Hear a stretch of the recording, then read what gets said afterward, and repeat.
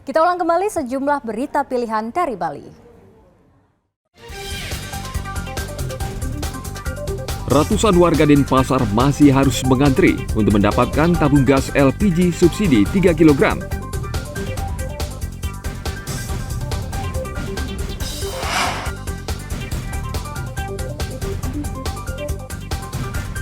Memasuki musim kemarau, cuaca di Bali selama beberapa hari tidak menentu.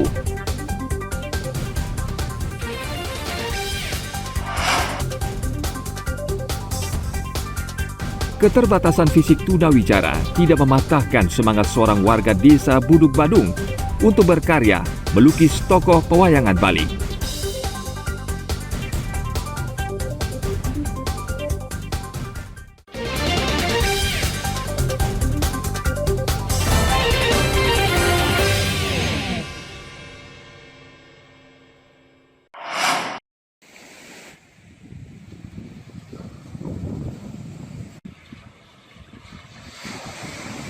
Memasuki musim kemarau, cuaca di Bali selama beberapa hari tidak menentu.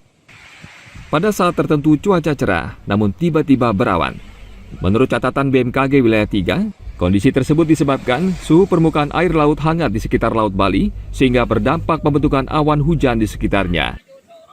BMKG memperkirakan potensi hujan akan terjadi pada 3 hari mendatang. Kondisi cuaca seperti ini kemungkinan juga akan terjadi di Bali bagian barat, tengah, dan Bali bagian utara, dengan intensitas ringan dan sedang. Sedangkan di Bali bagian selatan hujan turun tidak merata. Memang sebelumnya untuk wilayah Bali sendiri memang sudah hampir memasuki musim kemarau atau bisa dibilang kayak musim peralihan, di mana pada musim peralihan ini memang cuaca kadang-kadang tidak menentu, kadang-kadang terjadi hujan, kadang-kadang juga dia bisa kayak ada cuaca cerah hingga berawan. Nah, kalau untuk dilihat dari suhu muka laut di wilayah Bali memang masih cukup tergolong hangat untuk terjadinya penguapan potensi pembentukan awan-awan hujan. Ya, untuk potensi masih 3 hari ke depan masih memang ada potensi hujan yang terjadi secara tidak merata di wilayah Bali, yang khususnya terjadi di wilayah Bali bagian barat, Bali bagian tengah, dan Bali bagian utara pada siang dan sore hari, serta pada dini hari ada potensi hujan dengan intensitas ringan hingga sedang terjadi tidak merata di wilayah Bali bagian selatan. BMKG juga memprediksi cuaca tidak menentu tentu akan berpotensi menimbulkan gelombang besar di perairan Selat Bali. Tinggi gelombang diperkirakan antara 1,5 hingga 4 meter selama 3 hari ke depan. BMKG meminta nelayan dan warga di pesisir agar waspada dan terus memantau perubahan cuaca. Ana Agung Gede Agung melaporkan dari Kabupaten Badung.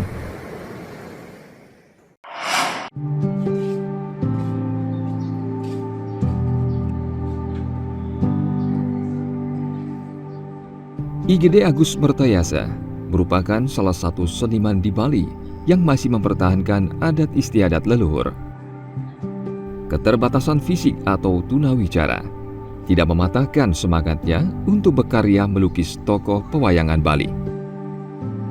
IGD Agus Mertayasa bisa dikatakan satu-satunya pelukis yang menghususkan melukis pewayangan Bali.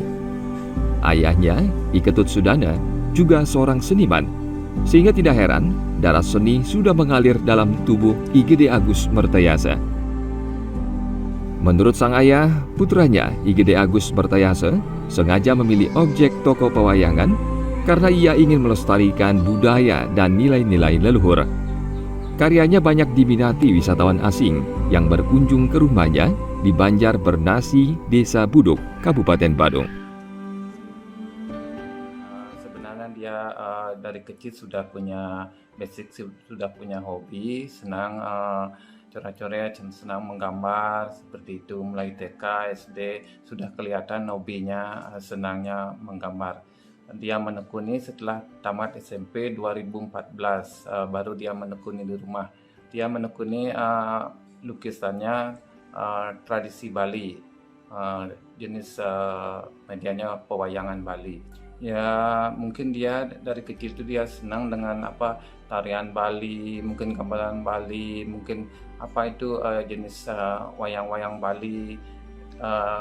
Dia cenderung ke seni-seni Bali itu bakatnya ke tradisi Bali seperti itu. Dia menuangkan ke media lukisan. Kalau sekarang koleksinya 100 lebih ada. 100 lebih Ya. Itu semua pewayangan ya Pak ya? Ya, jenis pewayangan, mungkin ke media lain juga ada. Media apa itu Pak? Media mungkin dari alam, mungkin ayam, tabuh beras seperti sabung ayam itu Tapi ada. dominasi pewayangan ya Pak ya? Pewayangan Dewa, ya, pewayangan. dikolaborasikan dengan alam juga ada. Ya. Kalau peminatnya mungkin dia kan memakai juga jenis ke media sosial, seperti yang dulu tuh mungkin teman-teman teman-teman Bali, penduduk lokal masyarakat Bali, juga ada yang di luar Bali, yang di Jakarta, Surabaya juga ada, bahkan ada juga ke luar negeri, karyanya Mana itu, satu dari tamu dari Kanada. Kanada. Ya. Itu wayang juga ya Pak? Ya, jenis tradisi pewayangan Bali juga.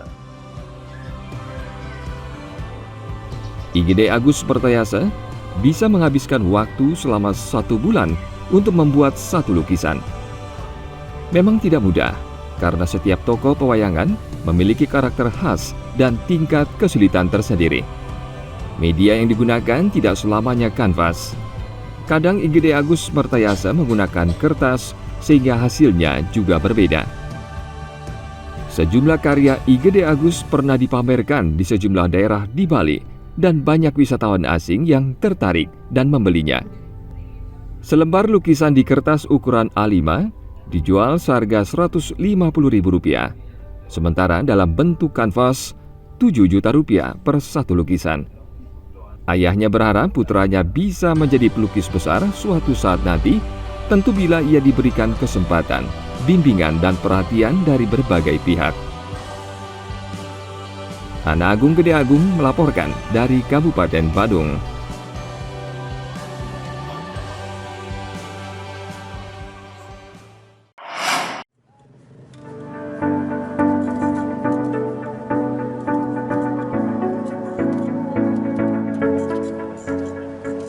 Bagi Anda pecinta kuliner, kini tidak perlu jauh-jauh pergi ke Singapura atau Malaysia untuk mencoba mie udang kuah merah.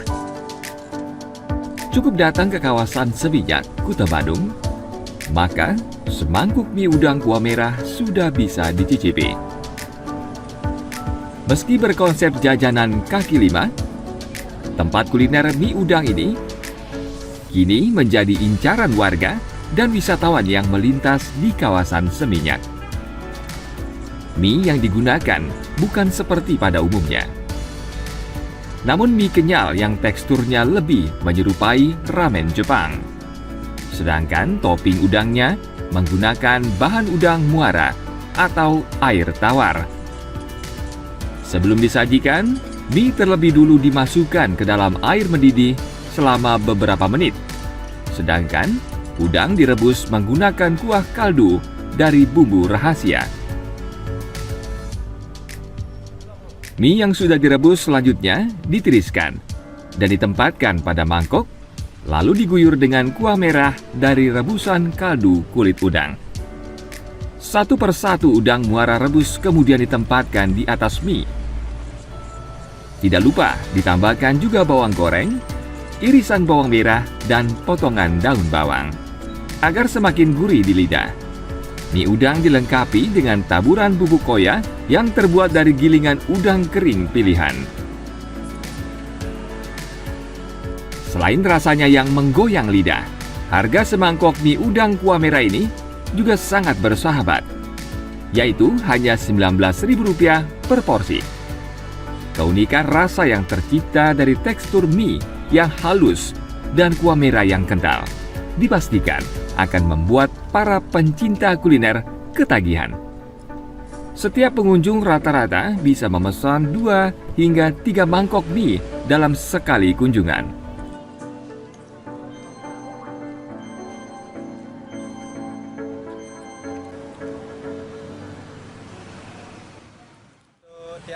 Untuk saya memilih mie udang Niki karena untuk biar beda dari yang lain, karena yang lain itu udah kebanyakan jual mie ayam, bakso dan lain-lainnya itu.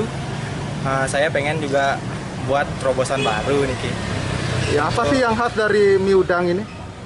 Yang khas dari mie udang ini kaldunya lebih kerasa udangnya dia. Karena kalau tempat lain mungkin masih pakai kaldu yang berbeda, tapi ini emang asli dari udang langsung. Ada udang tertentu deh yang digunakan untuk mie ini? Nggak ada udang tertentu sih. Emang udah tergantung udangnya dari udang air payau nih sih. Dan dari itu kulitnya dipakai untuk buat rebusan kaldu sama nanti dijadikan kuah di sini. Kalau untuk mie-nya kan teksturnya halus, kali ini Iya. memang menyerupai ramen atau seperti memang sengaja menyerupai ramen atau seperti apa? Mungkin memang mirip-mirip seperti itu, seperti ramen teksturnya, lebih lembut ya. Perfect, beautiful, absolutely awesome. Why? Why? Love my prawns, love my noodles, very into my food. Onions, chives, perfect, absolutely perfect. Looking forward to it. Baru pertama kali mie udang. Kalau untuk di Bali sendiri ya. Sebelumnya aku coba, waktu itu aku pernah ke Singapura, aku coba kayak gini, hampir sama rasanya tapi ini lebih enak. Gitu. Ini tekstur rasanya seperti apa sih, Bu? Mie-nya enak, kuahnya dia lebih kental, udangnya fresh, pedesnya dapat. Jadi emang enak. Ya. Ya. Artinya sebelumnya di Singapura pernah coba ini? Iya, pernah coba waktu itu saya ke Singapura. Cobain kayak gini, ini malah lebih enak. Lebih enak ini, Pak. Setiap harinya, puluhan porsi mie udang kuah merah ala Singapura ini ludes terjual. Tim Liputan melaporkan dari Badung.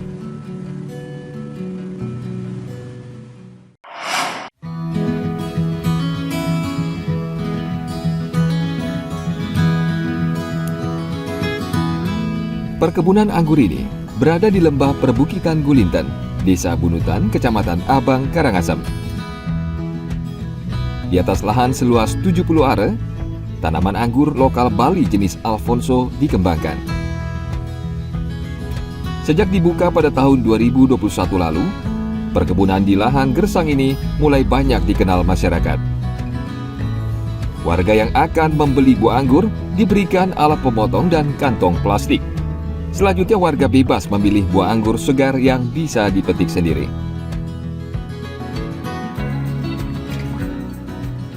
Karena lebih segar, mungkin seneng aja kan.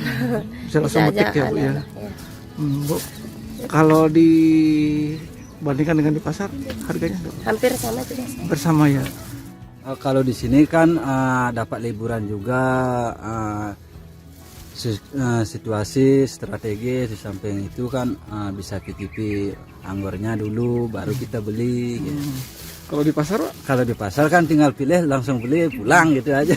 Kalau di pasar, Kalau harganya gimana, Pak? kalau harganya sih bersahabat. Ini anggur yang dikembangkan sini anggur apa, Pak? Anggur Alfonso, Alfonso, Pak, ya.